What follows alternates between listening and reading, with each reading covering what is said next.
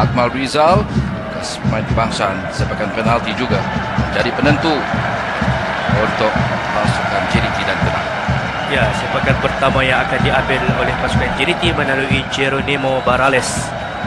Dan inilah akan menentukan pasukan yang akan memenangi Piala Sumbangsih pada malam ini.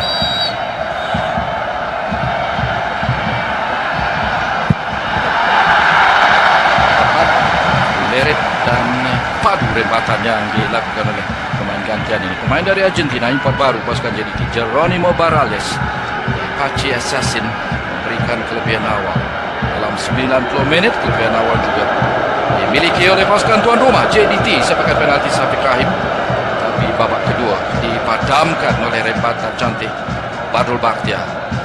1-1 keputusan 90 menit. Barales meletakkan kembali JDT di depan, menerusi penentuan penalti. Messi Kedah, Farhan Roslan mempunyai tugas yang tersendiri untuk mengikat semula kedudukan.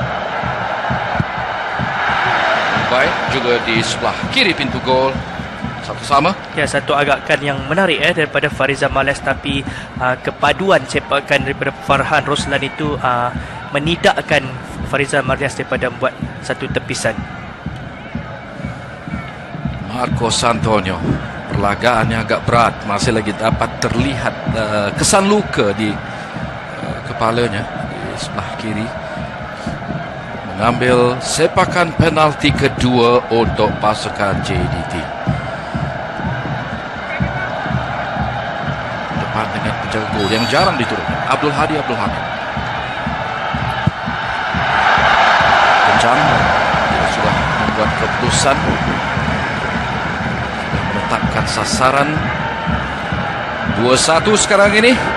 Marcos Antonio meletakkan JDT, jaringkan gol penalti kedua untuk tuan rumah. Itu sepakan yang baik beliau melihat Hadi sedikit bergerak lebih awal dan itu memudahkan Marcos Antonio menukar arah sepakan beliau dan memberikan gol kedua kepada pasukan JDT.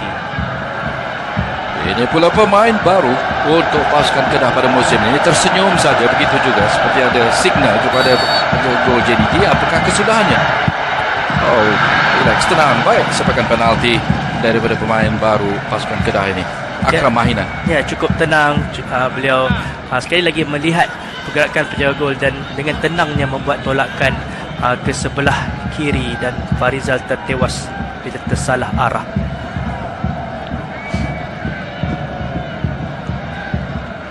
Wakili pasukan kebangsaan dipanggil oleh bekas julatih kebangsaan gitu Dolah Saleh.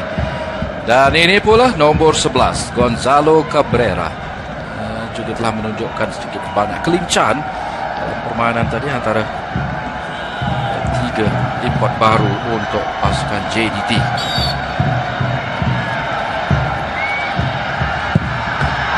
Sekali lagi kencang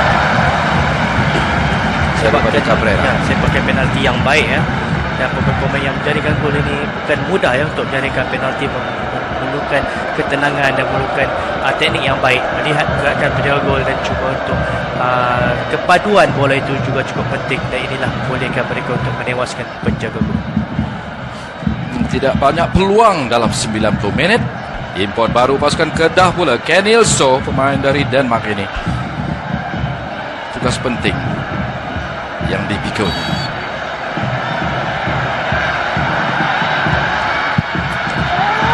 Juga dengan keyakinan di situ Akmal. Ya, kita lihat 3-3. Agak tenang beliau melihat penjaga gol dan membuat sepakan sedikit ke tengah dan memudahkan apabila penjaga gol buat pergerakan yang lebih awal.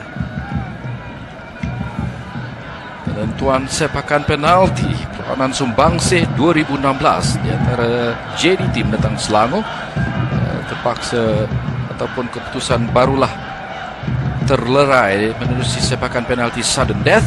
Ini pula penambil sepakan penalti keempat pasukan JDT, yaitu Brian Ferreira.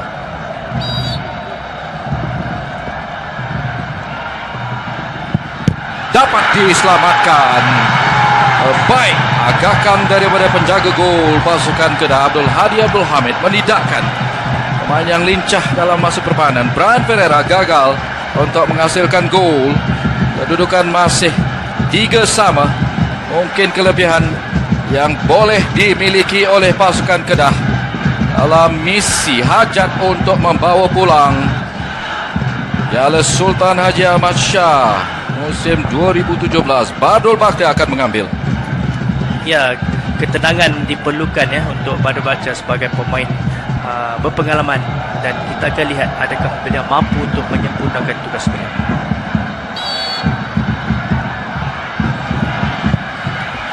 Baik, sepakan daripada Badrul yang juga merupakan wira pasukan bawah 23 tahun kebangsaan. Penentuan sepakan penalti pingat emas kedua untuk dirinya dalam final Sukan C 2011 di Jakarta Palembang.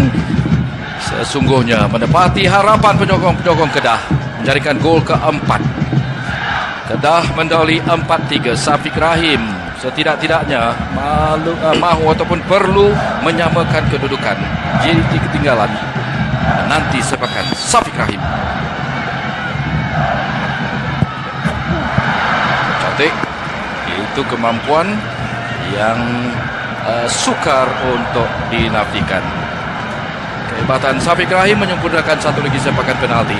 Kali ini dalam penentuan untuk kedudukan sekarang ini 4 sama.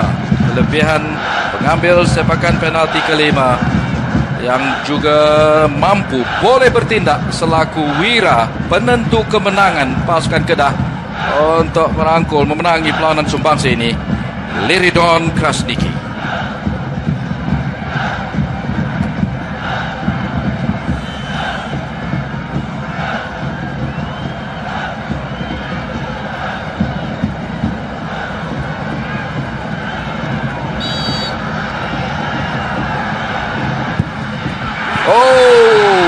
Gagal Farizal Parlias.